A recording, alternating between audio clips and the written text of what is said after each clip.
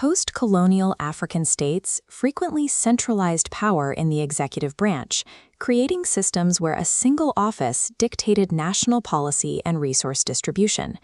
The 2010 Constitution of Kenya acts as a direct structural countermeasure to this model. It is a legal framework explicitly designed to dismantle centralized dominance. The foundational premise is established immediately in Article 1, Clause 1, which states that all sovereign power belongs to the people of Kenya. Clause 4 then immediately fractures that sovereignty. It mandates that this power be delegated and exercised across two distinct tiers, the national level and the county level. We will examine how this diffusion is engineered across three specific vectors: positive socioeconomic rights, constitutionalized land and integrity rules, and a strict bicameral routing system. The text treats centralized power as an inherent threat. To mitigate this, it engineers a highly interdependent system that severely restricts the margin of maneuver for any single branch of government. Classical constitutions often focus on negative liberties, safeguards protecting the individual from state interference. Kenya's constitution departs by mandating positive socioeconomic rights, requiring active state resource allocation to ensure citizen welfare. Article 43 guarantees enforceable rights to health, housing, sanitation, and food. Governments usually claim a lack of resources, but Article 20 deconstructs this. The burden of proof shifts entirely to the government to legally demonstrate resources are genuinely unavailable. This mandate of positive provision extends into the physical domain. Chapter 5 addresses historical land grievances by hard-coding property rules into the supreme law, bypassing statutory debate entirely.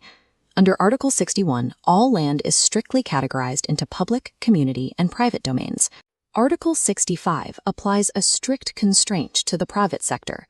Non-citizens may only hold leasehold tenure, capped at 99 years, nullifying older permanent claims.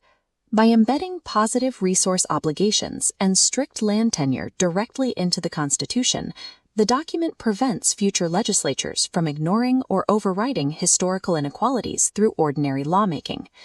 Before this power can be exercised, individuals must pass a strict constitutional threshold for entering state office, established in Chapter 6. Article 73 explicitly defines authority assigned to a state officer as a public trust. It mandates that power must be exercised to serve the people, legally rejecting authority as a tool for rule. The consequences for violating this trust are severe. Under Article 75, if a state officer is dismissed for compromising public interests, they are permanently disqualified from holding any other state office. This integrity filter extends to the electoral system, administered by the Independent Electoral and Boundaries Commission, where representation within the legislature is mechanically engineered. Under Article 90, special legislative seats are allocated based on proportional representation. To ensure gender parity, these lists must alternate strictly between male and female candidates. This system mathematically guarantees reserved seats for the youth and persons with disabilities. The Constitution hard-codes integrity and demographic diversity directly into the electoral math.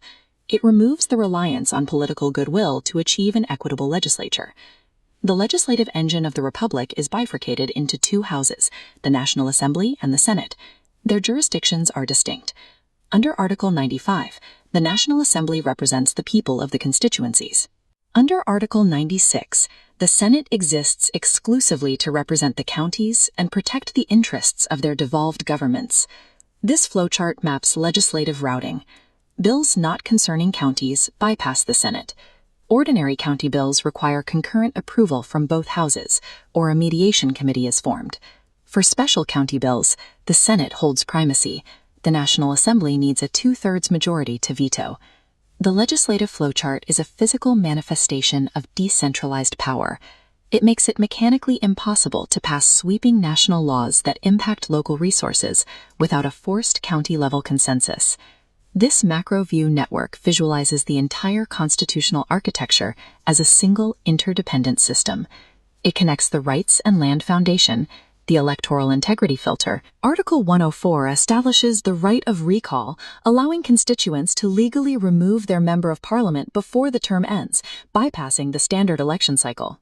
Furthermore, Article 105 grants the High Court original jurisdiction to determine whether a person has been validly elected or if a seat has become vacant, ensuring strict judicial oversight over the legislature's composition.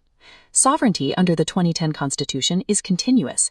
It is actively maintained through recall mechanisms and strict judicial enforcement, rather than relying solely on periodic voting. The 2010 Constitution functions as an operating system designed to hard-code political behavior. It actively restricts the state's margin of maneuver by constitutionalizing issues that are typically left to statutory law, such as strict land tenure rules, socioeconomic resource tests, and mandatory legislative mediation. The result is a state where power is continually fractured, delegated, and checked. The Kenyan Constitution demonstrates that democratic stability is engineered not by trusting leaders to act benevolently, but by rigorously constructing the structural mechanics that legally bind them to the will of the republic.